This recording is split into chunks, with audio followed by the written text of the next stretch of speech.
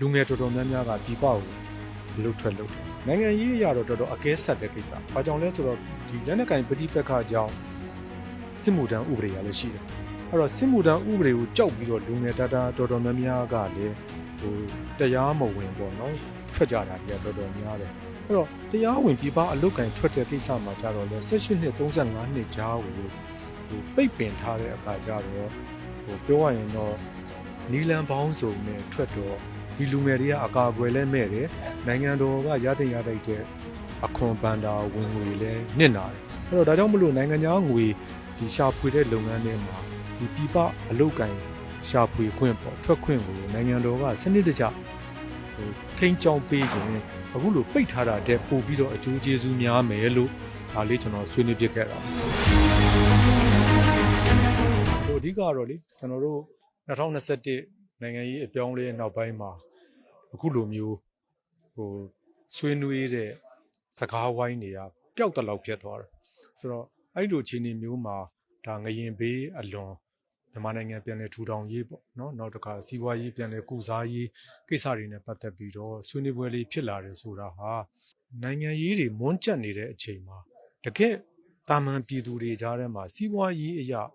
အကြက်အတဲတွေအရန်ကြီးတယ်တခါဘူးလေးရဖယုံစင်းတခါငရင်ဘေးကြောင့်ဖြစ်လာတဲ့အကျိုးဆက်တွေပါဖြစ်တဲ့အချိန်မှာဘလို့ကုစားမလဲဘလို့ပြန်ထူထောင်မလဲဆိုတဲ့ဒီဆွေးနွေးပွဲလေးလုပ်ဖြစ်တာဟာဘူဝါဒချမှတ်မဲ့အကြီးအကဲတွေအတွက်လည်းစဉ်းစားစရာတွေအများကြီးရသွားမယ်လို့ကျွန်တော်တို့မျှော်လင့်တယ်လေဒါကြောင့်အမတန်အကျိုးရှိတဲ့ပွဲလေးလည်းဖြစ်ပါတယ်အဲ့တော့ကျွန်တော်ဆွေးနွေးသွားတာကတော့ပြောရရင်ကျွန်တော်ကိုဗစ်ကနေစပြီးတော့တောက်လျှောက်အကြက်တဲတွေဖြစ်လာခဲ့တာဒီစီရေးလက်နက်ကင်ပဋိပက္ခကြောင့်ရောဖြစ်လာတဲ့အခါကျတော့ပြည်တွင်းမှာအလုတ်ကင်အခွင့်အလမ်းကတော်တော်လေးနည်းလာတယ်အဲ့ကြားထဲမှာမှပြည်တွင်းလုပ်ငန်းရှင်တွေအနေနဲ့ကလည်းလေ့ကျင့်ပြိုးထောင်ထားတဲ့အလုပ်သမားတွေကို၌ကလုပ်ငန်းပြောင်းရွှေ့သွားတာတို့ပြည်ပထွက်သွားတာတွေဖြစ်တော့အလုပ်သမားဈေးကွက်နဲ့ပတ်သက်တဲ့လိုအပ်ချက်ကအပြောင်းလဲတွေကတော်တော်များတယ်ဒါကြောင့်မလို့ကျွန်တော်ဒီနေ့ဆွေးနွေးခဲ့တာကတော့အခုဆိုရင်လူငယ်တော်တော်များများကပြည်ပကိုအလုပ်ထွက်လုပ်တယ်အဲ့တော့အလုပ်ထွက်လုပ်တဲ့အချိန်မှာနိုင်ငံရေးအရာတော့တော်တော်အကဲဆက်တဲ့ကိစ္စဘာကြောင့်လဲဆိုတော့ဒီလက်နက်ကင်ပဋိပက္ခကြောင့်စစ်မှုထမ်းဥပဒေရလည်းရှိတယ်အဲ့တော့စစ်မှုထမ်းဥပဒေကိုကြောက်ပြီးတော့လူငယ်တော်တော်များများကလည်းတရားမဝင်ပေါ့နော်ထွက်ကြတာတွေကတော်တော်များတယ်အဲ့တော့တရားဝင်ပြည်ပအလုပ်ကင်ထွက်တဲ့ကိစ္စမှာကြတော့လေ18နှစ်35နှစ်ကြားကိုပိတ်ပင်ထားတဲ့အခါကျတော့ပြောရရင်တော့နီလန်ပေါင်းစုံနဲ့ထွက်တော့ဒီလူငယ်တွေကအကာအကွယ်လဲမဲ့တယ်နိုင်ငံတော်ကရတဲ့အခွန်ပန်တာဝင်ငွေလဲနစ်နာတယ်အဲ့တော့ဒါကြောင့်မလို့ဒီလူငယ်တွေကိုဆိုင်းငံ့ပေါ့အသက်ပြည့်မီသေးတဲ့အရွယ်တွေကိုပြပထွက်ခွင့်တရားဝင်ခွင့်ပြုခြင်းအပြင်သူတို့အတွက်လည်းတရားဝင်အကာအကွယ်ဖြစ်မယ်နောက်တစ်ခုကတော့သူတို့ပြပသွားရောက်လှုပ်လှုပ်ကင်တဲ့လုပ်ငန်းကဏ္ဍတွေကိုလည်းစနစ်တကျမှတ်တမ်းတင်ထားခြင်းအပြင်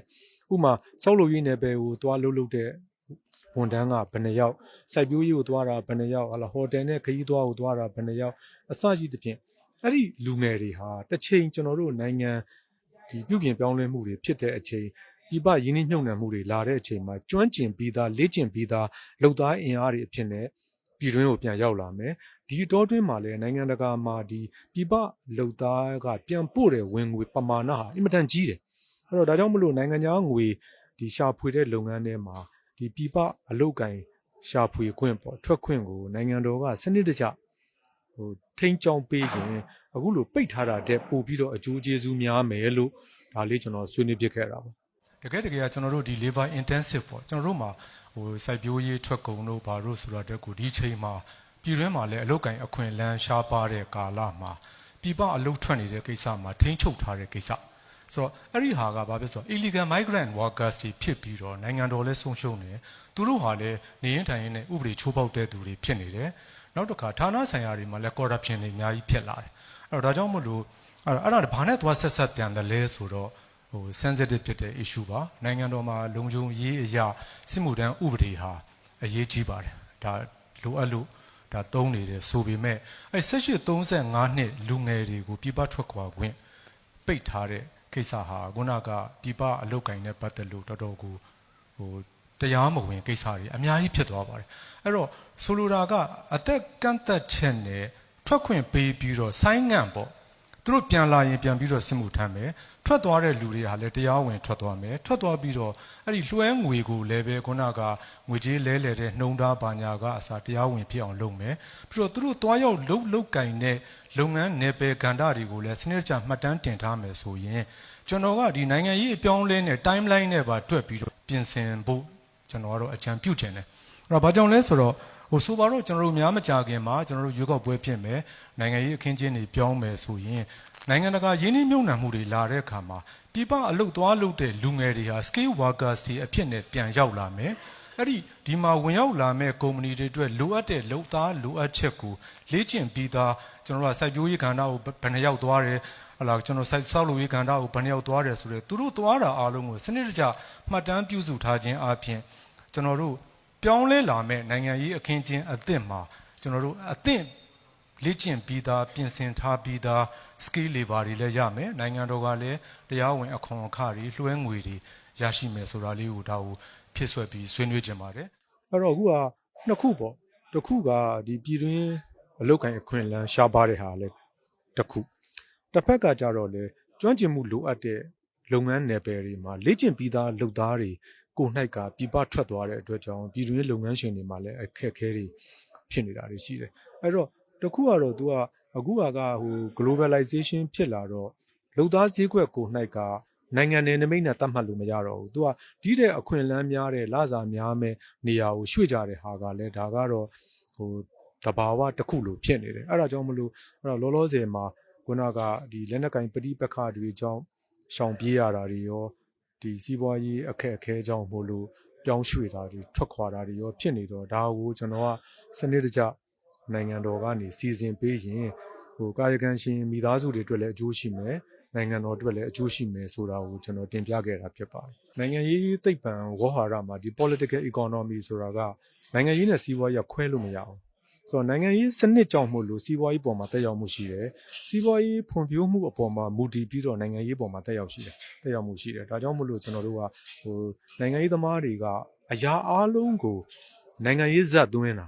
တိတ်များတဲ့အခါကျတော့ကျွန်တော်တို့ကစီးပွားရေးကိုလစ်လျူရှုသလိုဖြစ်နေတယ်ဒါကြောင့်မလို့ကျွန်တော်တို့နိုင်ငံရေးသမားတွေဟာစီးပွားရေးဘူတုဒစီးပွားရေးအမြင်လဲကျွန်တော်တို့အာယုံစိုက်ဖို့လိုတယ်အဲ့ဒါမှကျွန်တော်တို့နိုင်ငံရေးတည်ငြိမ်မှုကိုပြန်ပြီးထောက်ကူဖြစ်မယ်ပေါ့အဲ့တော့လောလောဆယ်ဖြစ်နေတဲ့နိုင်ငံရေးကြောင့်ဖြစ်တဲ့လက်နက်ကင်ပဋိပက္ခကိုဖြေရှင်းမှုအတွက်ကတော့နိုင်ငံရေးဒီထွက်ပေါက်ပေါ့နိုင်ငံရေးဖြေရှင်းမှုတွေကိုတစ်ဖက်ကစူးစမ်းနေတဲ့တစ်ချိန်တည်းမှာဒီစီးပွားရေးဖွံ့ဖြိုးတိုးတက်ရေးဘိုင်းကိုကျွန်တော်တို့အာယုံစိုက်ဖို့ကိုလည်းမမေ့လျော့ဖို့ကျွန်တော်တို့ကဒါကိုအဓိကပြောချင်တာပါအဲ့တော့နောက်တစ်ခုကတော့ငရင်နဲ့တရိုက်ဆက်ဆက်တဲ့ကိစ္စမှာကျွန်တော်အကြံပြုချင်တာတခုကဒီ need assessment တို့ impact assessment တို့လုပ်တဲ့အခါမှာကျွန်တော်တို့ကိုယ်ပိုင်လုပ်မယ်အစားကျွန်တော်တို့အာဟာတို့UN တို့ ਨੇ ဒီမြန်မာနိုင်ငံက focal ministry တွေနဲ့ပေါင်းပြီးတော့သုံးပွင့်ဆိုင်ပေါ့ joint need assessment လိုမျိုးလုပ်ရင်ကျွန်တော်တို့ကပြည်ပအကူအညီတွေအထောက်ပံ့တွေချီးငွေတွေအစရှိသဖြင့်လုပ်တဲ့အခါမှာလဲပို့ပြီးတော့အားကောင်းပါတယ်သူတို့ကိုယ်တိုင် assessment လုပ်ထားတာဖြစ်တဲ့အတွက်ကြောင့်သူတို့ကဒီ proposal တွေတင်တဲ့အခါမှာ grant တွေ loan တွေလျှောက်တဲ့အခါမှာပို့ပြီးတော့ထိရောက်တဲ့ပြင်ဆင်မှုမျိုးဖြစ်နိုင်တယ်လို့ပြီးတော့ဒီ need assessment တို့ impact assessment တို့ ਨੇ ပတ်သက်တဲ့နည်းပညာအတွေ့အကြုံအစရှိသဖြင့်ပါကျွန်တော်တို့နိုင်ငံတော်ကဌာနဆိုင်ရာဝန်ထမ်းတွေပါရရှိမယ်လို့မြင်ပါတယ်ဒါကြောင့်ပြန်ချုပ်ပြောရလို့ရှိရင်ကျွန်တော်တို့ကနိုင်ငံရေးရှုထောင့်ကပြုပြင်ပြောင်းလဲမှုတွေဖြစ်လာမဲ့ timeline နဲ့ပါတွက်ပြီးတော့ဒီ rehabilitation or rebuilding ပေါ့နော်ဆိုတော့ကျွန်တော်တို့နောက်ဝင်လာမဲ့ investment တွေအတွက်ကိုပါဒီ labor sector ကိုအထူးပြုပြီးတော့ကျွန်တော်တို့အာယုံစိုက်ဖို့ကျွန်တော်တို့အကြံပြုချင်ပါတယ်ကျေးဇူးတင်ပါတယ်ကျွန်တော်တို့အယိုးစင်းဆုံးစဉ်းစားမယ်ဆိုလို့ရှိရင်တာမန်ပြည်သူတယောက်ကသူ့အတွက်အဓိကစာဝတ်နေရေးပဲအဲ့တော့တခါလေကြားလို့ရှိရင်ကျွန်တော်တို့ကနိုင်ငံရေးအရာချစ်ချင်းမုန်းချင်းတွေရှိတယ်ဆိုပေမဲ့ရိုးရိုးတာမန်ပြည်သူတယောက်ဟာလုံလုံခြုံခြုံနဲ့သူ့ရဲ့နေ့စဉ်စီးပွားရေးလုပ်ငန်းလေးတွေလုပ်ချင်တယ်အဲ့တော့ပြောရရင်တော့တရားဥပဒေစိုးမိုးတဲ့အခြေအနေမျိုးဖြစ်ချင်တယ်ဆိုတော့အခုကကြတော့ပဋိပက္ခတာရှည်လာတာနဲ့အမျှပြင်းထန်လာတာနဲ့အမျှစစ်ဘေးဒေသတွေမှာမကတော့ဘူးမြို့ပေါ်တွေမှာပါခိုးဆိုးလူရက်တာတွေရာဇဝတ်မှုတွေဖြစ်လာတယ်နောက်တစ်ခုကလည်းဘာဖြစ်လာလဲဆိုတော့ဝန်ထမ်းရန်တရားမှာလည်းပဲအားနည်းလာတာတွေရှိတယ်ရှိတော့ဥပမာတရားရုံးတွေရဲဌာနတွေကအစဒီအမှုတွေကို လုံလောက်ကင်တွယ်ဖြည့်ရှင်းမှုမလုပ်နိုင်ဘူးဒီကြားထဲမှာတချို့ဆိုရင်လည်းဥမာရဲစခန်းသွားပြီးတိုင်ချက်ဖွင့်မယ်ဆိုရင်တောင်မှရဲစခန်းကိုသွားရောက်ဆက်သွယ်တဲ့ကိစ္စကိုဒလန်လားတရှိုးလားလို့ဆွဆွဲခံရရင်ကိုကရာဇဝမှုကျူးလွန်တာလည်းခံရသေးတယ်ဟာလာကိုကိုလည်းခုနကပြောသလိုအထင်မြင်လွဲတာမျိုးခံရနိုင်တယ်ဆိုတော့ तू ကအန်ရည်ကြီးတော့တချို့ဆိုရင်အမှုတော်များများကရဲစခန်းတောင်မရောက်တော့ဘူးကိုပါကိုကြိတ်ရှင်းရတာတို့ကြိတ်ပြီးခံလိုက်ရတာတို့ဆိုတာမျိုးတွေလည်းအများကြီးမှဖြစ်နေတယ်အဲ့တော့ဒါကြောင့်မလို့ကျွန်တော်တို့ကပြန်ပြီးတော့တည်ငြိမ်တဲ့လုံခြုံတဲ့အခြေအနေတစ်ခုကိုတော့အမြန်ဆုံးပြန်ဖန်တီးဖို့လိုတယ်အဲ့တော့နယ်မြေဒေသအရပြောရရင်တည်ငြိမ်တဲ့လုံခြုံတဲ့ဒေသတွေကိုကျွန်တော်တို့ကခိုင်မာအောင်လုပ်ပြီးတော့တဖြည်းဖြည်းဒီခုနကပြောတဲ့ကျေပြန့်လာအောင်ပေါ့တရားဥပဒေစိုးမိုးတဲ့ဒေသကျေပြန့်လာအောင်တစ်ဖက်ကလည်းနိုင်ငံရေးတွက်ဆုံဆွေးနွေးမှုဖြည့်ရှင်းမှုတွေလုပ်ရင်းနဲ့တပြိုင်နက်တည်းမှာစီးပွားရေးဖွံ့ဖြိုးတိုးတက်ရေးဘိုင်းကိုပါဆက်ပြီးတော့စ조사ဖို့လိုတယ်လို့မြင်ပါတယ်။တဏီကုံဆွေးနွေးသွားတာမှာဆိုရင်ဌာနဆိုင်ရာတကယ်ကိုတာဝန်ရှိတဲ့သူတွေလည်းပါတယ်။နောက်တစ်ခုကဒီလက်တွေ့စီးပွားရေးနယ်ပယ်မှာဆောင်ရွက်နေတဲ့ပုံကိုယ်တွေအဖွဲ့အစည်းတွေလည်းပါတယ်ဒါကျွန်တော်တို့နိုင်ငံရေးပါတီတွေလည်းပါတယ်အဲ့တော့ပြောရင်တော့ဒီပကတက်ရောက်တဲ့တန်တမန်ပိုင်းဆိုင်ရာပုံကိုယ်တွေလည်းပါတယ်ပါတော့ဒီတွဲဆုံမှုလေးဟာဒါစင်စစ်မပြတ်ပေါ့ဒီတဲ့ပို့ပြီးတော့ကျေပြန့်တဲ့ဆွေးနွေးမှုတွေဖြစ်ဖို့အတွက်အခြေခံကောင်းတွေဖြစ်တယ်လို့မြင်တယ်နောက်တစ်ခုကလည်းနိုင်ငံတော်အကြီးအကဲတွေတာဝန်ရှိတဲ့သူတွေကလည်းဒီဆွေးနွေးပွဲတွေကရက်လက်တွေဆွေးနွေးချက်တွေကိုသူတို့အနေနဲ့အလေးထားပြီးတော့စဉ်းစားမယ်လို့လည်းအဖွင့်မြင်ကွန်းမှာပြောသွားတာဖြစ်တော့ဒီနေ့ဆွေးနွေးပွဲတွေဟာဒီနိုင်ငံတော်ပြုပြင်ပြောင်းလဲရေးအတွက်တရောင်းတနေရာကနေပြီးတော့အကျိုးပြုလိမ့်မယ်လို့မျှော်လင့်ပါတယ်